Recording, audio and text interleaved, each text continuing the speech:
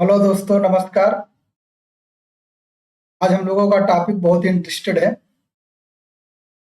आज हम लोग कैंडलस्टिक बेसिक नॉलेज पढ़ेंगे। आज से हम लोग टेक्निकल एनालिसिस में प्रवेश कर रहे हैं और टेक्निकल एनालिसिस में फर्स्ट जो नॉलेज लेनी होती है वो होती है कैंडलस्टिक।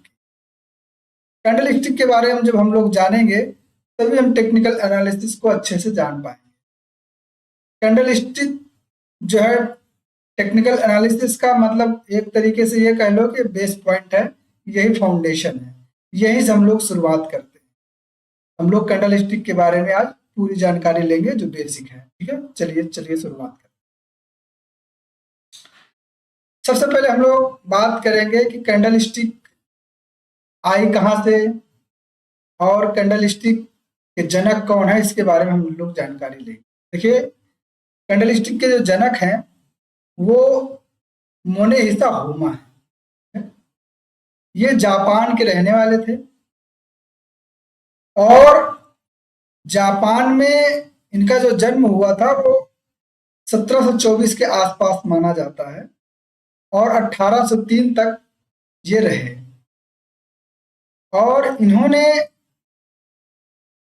कैंडलस्टिक के बारे में बहुत अच्छे से अध्ययन किया, पैटर्नों को समझा और इससे बहुत अच्छा पैसा भी कमाया। दरअसल बात यह है कि जापान में सकाटा चावल का एक मंडी है, वहां पे ये काम करते थे।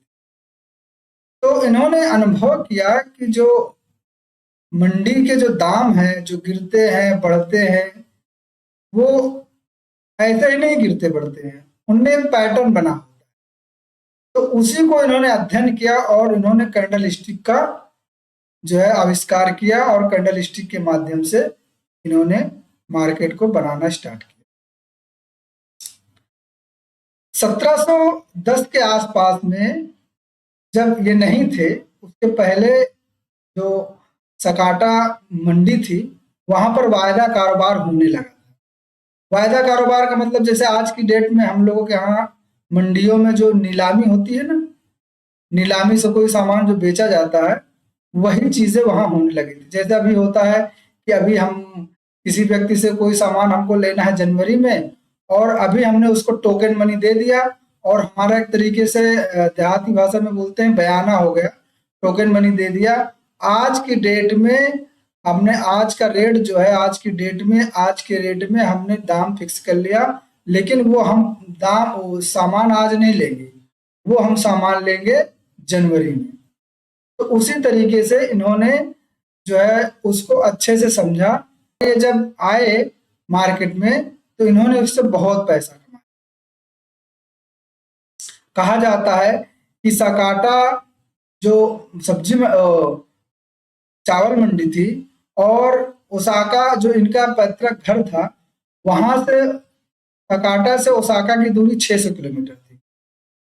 इन्होंने बहुत अच्छा दिमाग लगाया, क्योंकि इनके यहाँ जो गांव था ओसाका, वहां पर दाम चावल के बहुत ज्यादा होते थे।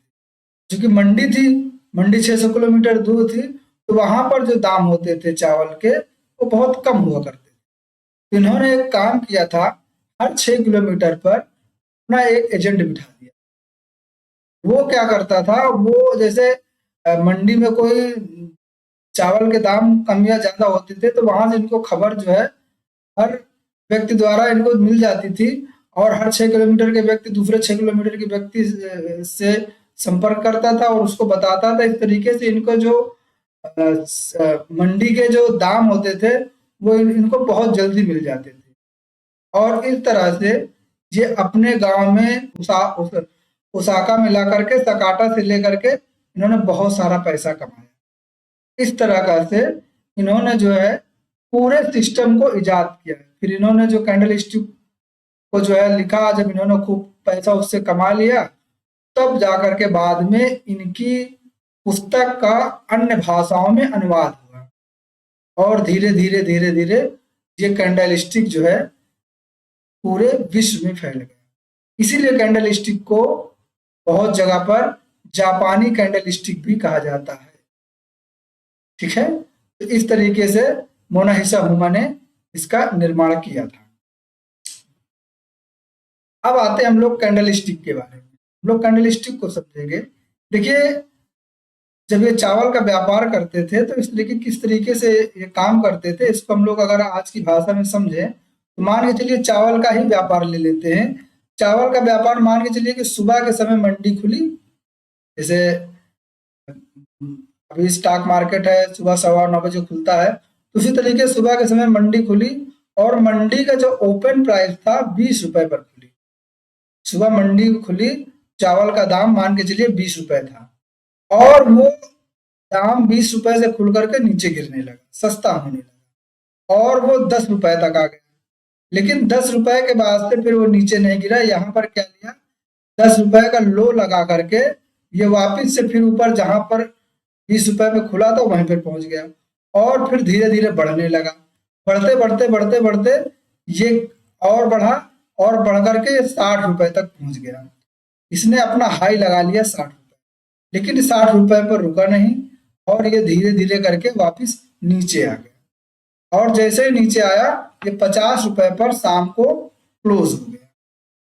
तो अब सारा दिन का जो व्यापार हुआ वो ये कैंडल प्रदर्शित कर रही है। सारा दिन का व्यापार क्या हुआ, अगर यहाँ पर देखें, देखिए सुबह में जब मार्केट ओपन हुई थी तो 20 रुपए पे ओपन हुई थी और जब लो लगाया तो 10 रुपए का लो लगा दिया। मार्केट जाते जाते हाई पहुंच गई 60 रुपए, लेकिन 60 रुपए पर मार्केट रुकी नहीं और वो सीधा आकर के 50 रुपए पर क्लोज हो गई। तो ये चार चीजें हुई, लो, ओपन, लो, हाई और क्लोज। इस तरीके से ये पूरा व्यापार हुआ जिसमें हमको चार चीजें समझ में आ गई। अब क्या हुआ, ये जो ऊपर की विक है, ये जो ऊपर की डंडी है इसको बोलते हैं अपर विक, ठीक है।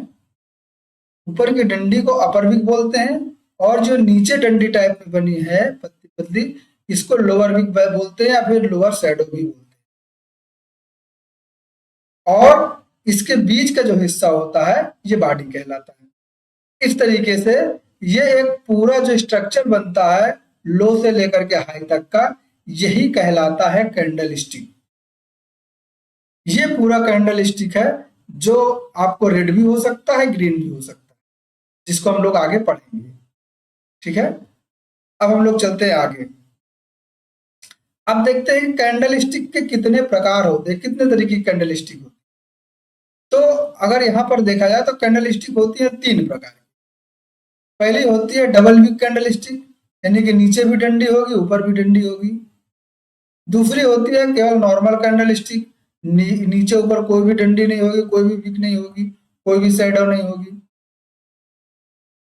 तीसरी होती है सिंगल विक कैंडल स्टिक, यानी कि या तो नीचे विक होगी या तो ऊपर विक होगी।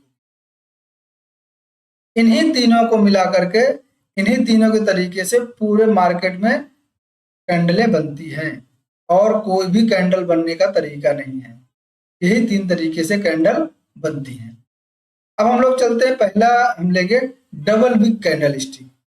अब इसके बारे में हम लोग पढ़ते हैं। देखिए, मान के चलिए कि 20 रुपए पर मार्केट ओपन हुई, नीचे लो लगाया 10 रुपए का, 10 रुपए पर मार्केट सस्टेन नहीं की, वापस जहां पर 20 रुपए ओपन हुई थी वहीं पर फिर से आ गई और फिर यहाँ से जो मार्केट ऊपर जाने लगी तो हाई वही 60 रुपए का हाई लगाया और 60 रुपए पर सस्टेन नहीं कर पाए और ये आकर के 50 रुपए पर क्लोज हो गई।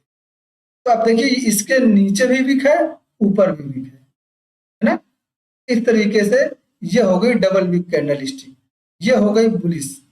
अब एक और आती है, मान के चलिए ओपन हुई 50 रुपए पर, हाई लगा दिया 60 रुपए का, लेकिन 60 पे सस्टेन नहीं की, वापस आ गई जहां पे 50 पे खुली थी, फिर नीचे आना स्टार्ट कर दी और आते आते ये पहुंच गई 10 रुपए पर, लेकिन 10 रुपए पर भी ये सस्टेन नहीं कर पाई और ये जब बंद हुई तब ये 20 रुपए पर बंद।